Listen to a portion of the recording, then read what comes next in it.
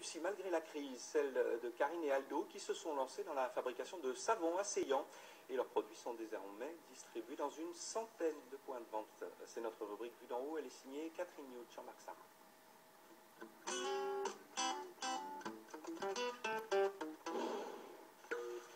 Un corps gras ajouté à de la soude, quelques bouts d'huiles essentielles plus des pigments pour la couleur, des produits naturels venus de Valençol, Saint-Vallier ou Grasse malaxés, découpés, décorés quelque part dans un atelier de fabrication varois.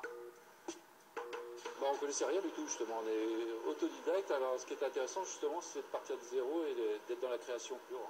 On avait juste cette idée, on avait cet amour des senteurs et une grosse envie de faire quelque chose tous les deux.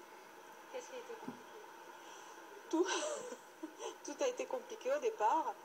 Et une fois le projet mis sur papier, il n'y avait plus rien qui aurait pu nous arrêter.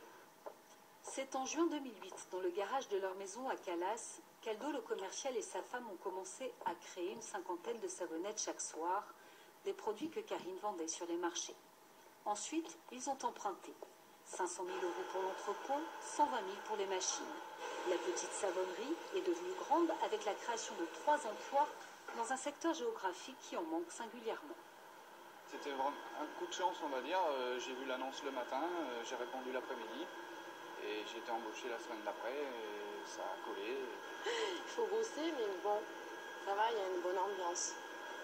Aujourd'hui, la petite entreprise ne connaît pas la crise. Aldo et Karine sont incollables sur la législation européenne, mais il faut innover en permanence. Rien n'est jamais acquis.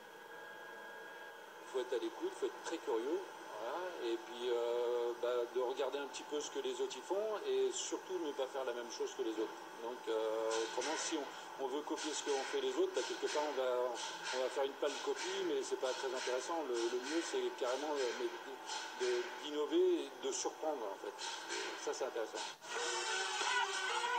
1800 savons sortent de l'atelier chaque jour et sont personnalisés pour une centaine de grandes enseignes dans le monde entier.